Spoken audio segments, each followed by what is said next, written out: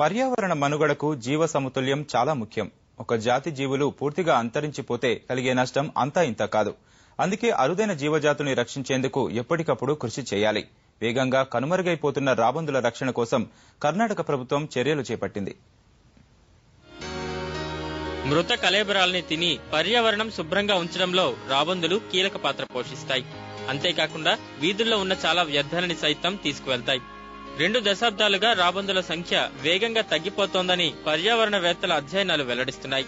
ఇలాంటి ఫలితాల్ని దృష్టిలో పెట్టుకుని కర్ణాటక ప్రభుత్వం రాబందుల రక్షణ కోసం చర్యలు చేపట్టింది. రామనగర జిల్లాలో 886 ఎకరాల్లో విస్తరించి ఉన్న రామవేంద్ర కొండ ప్రాంతాన్ని రాబందుల సంరక్షణ కేంద్రంగా ప్రకటించింది.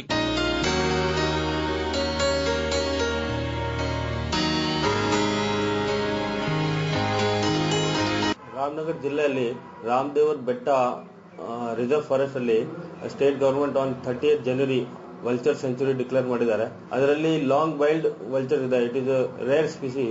ಅದರ ಪ್ರೊಟೆಕ್ಷನ್ ಗೋಸ್ಕರ ಅದನ್ನು ಡಿಕ್ಲೇರ್ ಮಾಡಿದ್ದಾರೆ. ಅಂಡ್ ಇದು ರಾಮದೇವರ ಬೆಟ್ಟ ವಲ್ಚರ್ ಸೆಂಚುರಿ ಇದು first in state for vulture conservation. కలుషితమైన మృత కళేబరాల్ని తినే సమయంలో రాబందులు ఎక్కువగా మృతి చెందుతున్నాయి. పశువులు, కోళ్లు పోషణ కోసం ఉపయోగించే డైక్లోఫోనిక్ అనే మందు వల్ల ఇవి ఎక్కువగా మరణిస్తున్నాయని పర్యావరణవేత్తలు చెప్తున్నారు. ఈ సమస్యపై సరైన చర్యలు తీసుకుని రాబందుల జనాభా పెరుగుదలకు కృషి చేయాలని వారు డిమాండ్ చేశారు.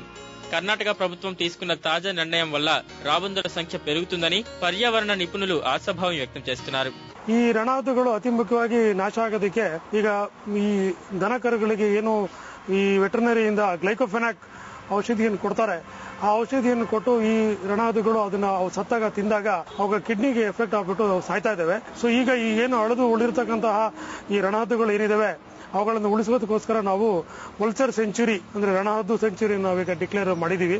రామవేంద్ర బెట్టాలో రాబందులే కాకుండా వేరే అరుదైన పక్షి జాతుల్ని సైతం రక్షించేందుకు కర్ణాటక ప్రభుత్వం చర్యలు మొదలుపెట్టింది.